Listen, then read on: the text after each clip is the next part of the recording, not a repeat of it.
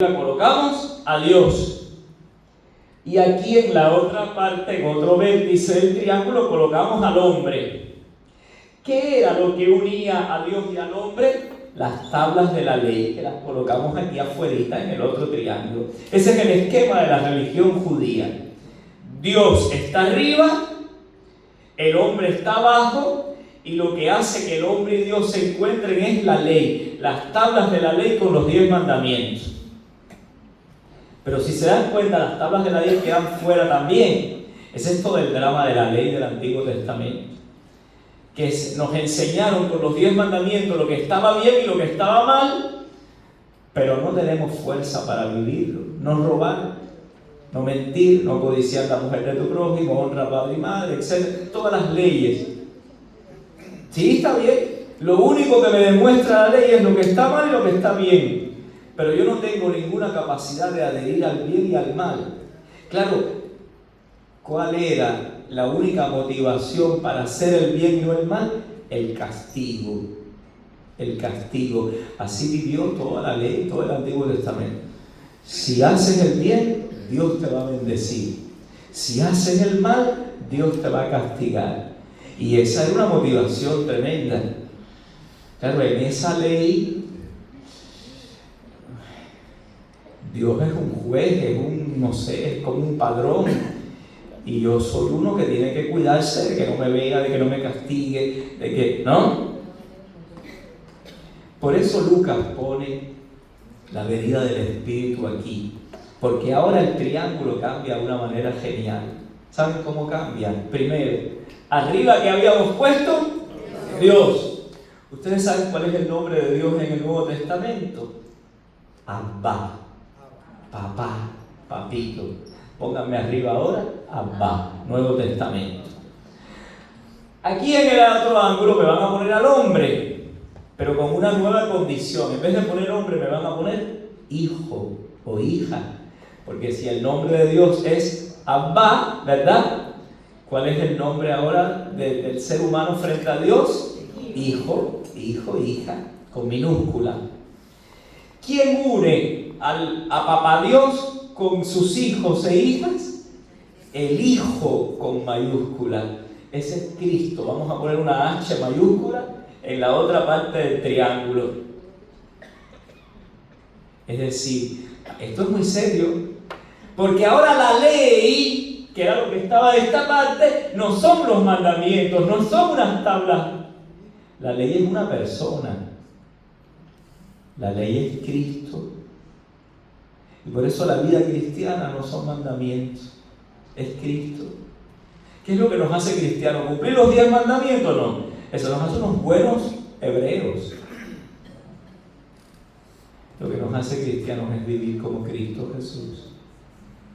Tener los sentimientos de Jesús, las opciones de Jesús, las preferencias de Jesús, los criterios de Jesús, las actitudes de Jesús, la mirada de Jesús. Y entonces aquí es donde llega el Espíritu. ¿Dónde va el Espíritu en el esquema? Dentro del triángulo. El Espíritu viene dentro del hombre. Y entonces ya la fuerza para adherir a la nueva ley del Nuevo Testamento, que es la persona de Cristo, no está fuera, que era la sanción, el premio o el castigo.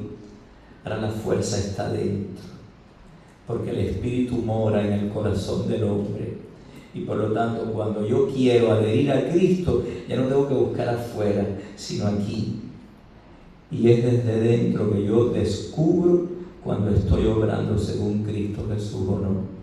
Ahora ya yo tengo la fuerza, que es el Espíritu. Pero además Lucas me dijo que lo puedo pedir continuamente y que el Padre Celestial se lo quiere dar a sus hijos. Es por eso que a Lucas no le interesa en realidad decir si el Espíritu llegó el mismo día de la Pascua o 50 días después. Eso es absolutamente secundario. Lucas lo que está interesado es en decirnos que ahora hay una nueva ley, que es una ley interior, que es la que da la verdadera libertad al hombre. porque cuando vivimos según el Espíritu que tenemos en nuestro interior, terminamos pareciéndonos y siendo iguales a Cristo Jesús, que es el hombre plenamente libre, el hombre plenamente realizado, el hombre auténtico. Entonces, gracias al Espíritu podemos ser verdaderamente lo que somos, adquirimos la plenitud de nuestra identidad. Tercer y último punto. Digo, perdón, ya los tengo muertos de cansancio, ya están bostezando, aburridos. Digo, para no pasa nada, que yo sé que están cansados del trabajo, de esto. ¿Y me hago entender? ¿Sí? Bueno, voy a lo último. El Espíritu en Pablo. Todos sabemos que Pablo se encuentra con Cristo, ¿verdad? En el camino de Damasco, allí donde iba para perseguir a los cristianos, había pedido cartas en Jerusalén a los sumos sacerdotes para ir a buscar a los cristianos en la ciudad de Damasco y llevarlos presos a Jerusalén. Y Jesús allí se le manifestó: Saulo, Saulo, ¿por qué me persigues? ¿Han visto qué interesante esa frase? Porque Pablo hubiera podido decirle: yo no te persigo a ti, yo no sé ni quién eres tú. Yo persigo a estos que están creyendo en una fábula. Jesús dice: los persigues a ellos, me persigues a mí. Por eso la frase de cuando Pablo dice ¿qué es la iglesia? Pablo dice después: la iglesia es el cuerpo de Cristo. Porque cuando Pablo se encuentra con Cristo, en realidad con quien se encuentra es con la iglesia, como tú y yo. Por eso es una maravilla, Pablo, por eso lo dejé para lo último, porque es la guinda del pastel. Claro, acuérdense, yo se los conté aquí una vez, la única persona que a mí me dijo que se le apareció Cristo, ¿quién fue? Corina, en la parroquia de Los Pinos, que estaba con un tumor del pulmón y fumaba como una trastornada. ¿No se acuerdan? Si yo lo hice aquí el cuento, y vino y me dijo: Padre, se me apareció el corazón de Jesús. Yo sabía que ella, dígole, ¿y qué te dijo? Se me paró delante y me dijo: fuma, Corina, que los pulmones son tuyos. Yo dije: ya. Ayer nos dijo un señor una frase muy gráfica, dice: hay gente que el ascensor nunca le llega a la azotea. Corina era ese grupito, ¿no? Bueno, vamos allá. Es decir, nosotros, a diferencia de Corina, no se nos ha aparecido Cristo. Como Pablo tampoco. Pablo no fue como Juan, como Pedro, que estuvo con Cristo al lado y comieron. Pablo llega a Cristo por la iglesia.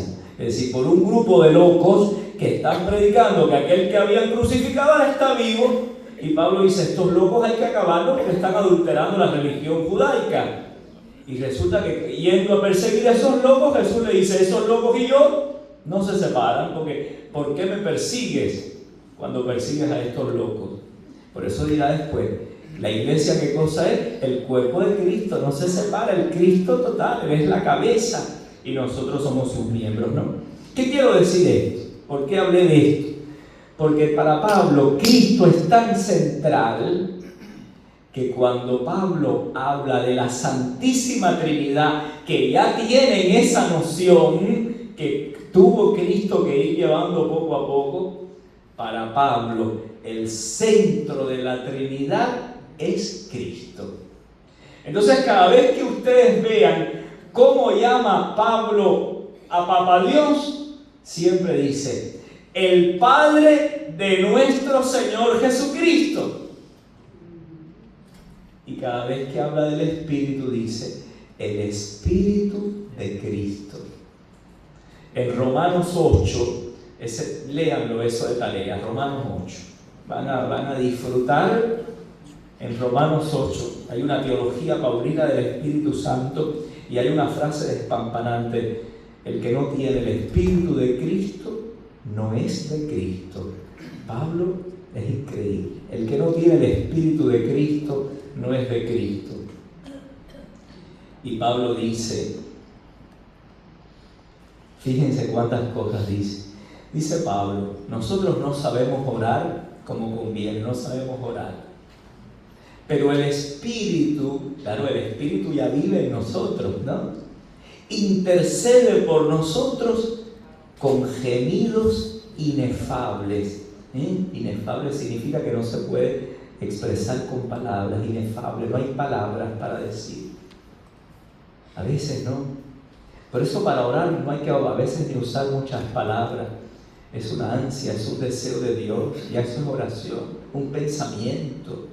El Espíritu intercede, ¿no? El deseo de paz interior, de ser perdonados, de levantarnos del pecado, de volver a Dios. ¿Quién mueve todo eso en nosotros? Es el Espíritu que ora en nosotros, que mora en nosotros, que nos hace, el Espíritu de la verdad, es el que nos hace distinguir la verdad de la mentira, ¿no? Pablo dice, nosotros, esto está en conexión con lo que acabo de explicar de Lucas y la ley, ¿no? Dice, nosotros no hemos recibido un espíritu de esclavos para recaer en el temor. Esa es la religión antigua. Y vamos a decirlo aquí bajito, y tantas veces la de los cristianos de hoy, ¿verdad? Con un miedo. Mira que Dios te está mirando, mira que te va a castigar. Ay, prepárate que vas al infierno. Ay, que mira, oye, si no te confiesas, si no vas a la adoración eucarística, hoy no rezaste el rosario de la Divina Misericordia, la coronilla a las 3 de la tarde. Es una esclavitud. Es una esclavitud. Es asfixiante esa religión. Eso es lo que dice. Esa religión del Antiguo Testamento, ¿no? Mira que te van a castigar, que si no, Dios no era papá. En el esquema de arriba, Dios era, no sé, un padrón, un juez, un vigilante, uno del CDR, diría. Y uno aquí, un temeroso, un esclavo, uno, no sé. Pero no, un hijo no le tiene miedo a su papá. Digo, a no ser que el padre sea un tirano.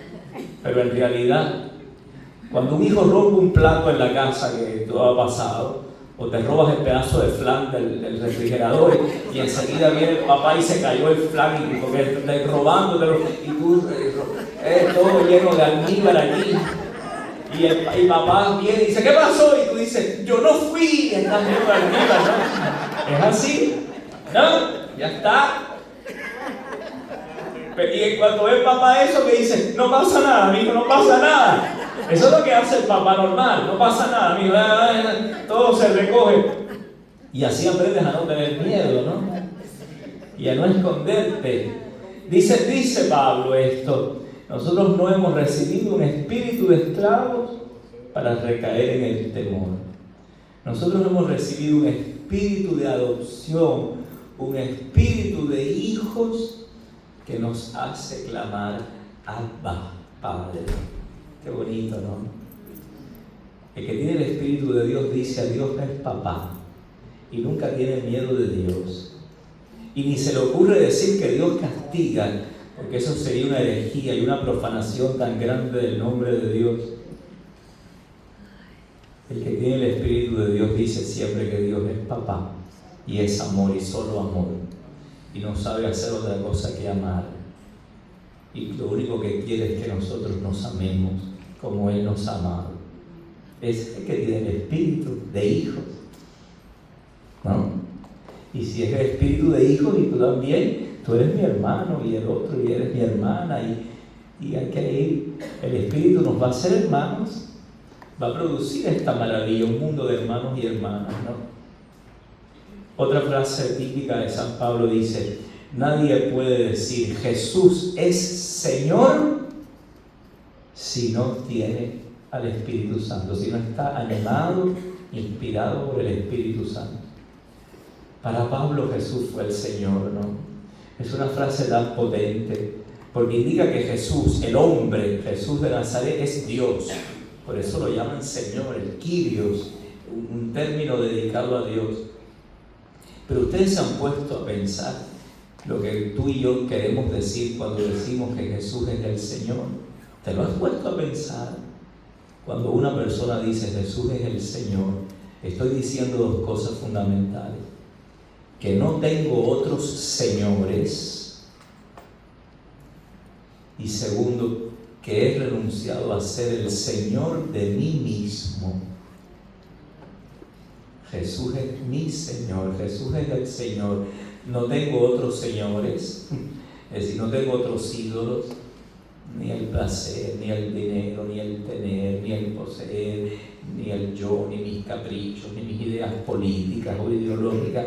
No tengo otros señores, pero además renuncié a ser el Señor de mí mismo, porque he confesado que Jesús es el Señor de mi vida, de mi corazón. Pablo dice, eso no se llega si el Espíritu no está. Solo puede decir Jesús el Señor el que está animado por el Espíritu Santo, ¿no? Hemos cantado, voy concluyendo ya, que los tengo muertos ya. Hemos cantado que el Espíritu está aquí, que se mueve aquí, y después hemos dicho, y déjalo que se note. Y alguien puede decir, a mí se me notaba hoy, porque mira que me moví. Yo bailé hoy, que ni la artritis, hoy muchacho, si me ve mi ortomédico en el grupo de oración hoy, me quita la receta de la Minerva, me lo quita, ¿te das cuenta? Y ya no me dan más fisioterapia, porque yo he dado brinco en ese grupo Ágape esta noche. Pero sería muy fácil si eso se notara por brincar y por aplaudir y por no sé qué, porque entonces, no sé, Bad Bunny sería un profeta del Espíritu Santo, ¿no? O el Bebechito, o no sé, o en su tiempo Michael Jackson. Pongan ustedes los nombres que quieran, ¿no? Si decir que se me nota porque brinco, porque salto y porque hago como haga, pues venga a cualquier superestadio de esos y coge ahí a Shakira y a otro y dice, no, y el Espíritu Santo está desatado, ¿no? ¿Quién nos dice cómo se nota que el Espíritu Santo está en nuestra vida? Pablo, en Gálatas 5, ¿verdad? En Gálatas 5, Pablo habla de los frutos de la carne. Para Pablo la carne no es el ribeye o la picaña o el churrasco. Para Pablo la carne significa cuando vivimos según las pulsiones egoístas que todos conocemos, cuando vivimos centrados en nosotros mismos, cuando los únicos tiempos que conjugamos son los pronombres de primera persona, yo, me, mí, conmigo, para mí, después de yo, después de yo, mí, después eso es la carne, ¿no? Y Pablo lo dice ahí en Gálatas 5, el que vive para la carne, vive los frutos de la carne, lo pueden leer, ¿verdad? El egoísmo, la envidia, la ira, los celos, el resentimiento, el rencor, el desenfreno sexual, es decir, el libertinaje, ¿no? Que es la caricatura de la libertad, de la verdadera libertad. Pero después dice, y los frutos del Espíritu, el fruto del Espíritu es amor, paz, magnanimidad, bondad, paciencia, dominio de sí, alegría. Ahí tenemos el test para saber si se nota o no que tenemos al Espíritu de Dios. Lo encontramos en Gálatas 5. Les dejo esa otra tarea. Romanos 8 y Gálatas 5, ¿verdad? Y cuánto le agradecemos a Juan, a Lucas y a Pablo esta bellísima catequesis que nos han regalado esta noche sobre el Espíritu Santo. Que el Espíritu Santo nos ayude, nos transforme el corazón para que podamos ser misioneros de la alegría, de la paz, de la bondad de Dios, de la misericordia de Dios, ¿no?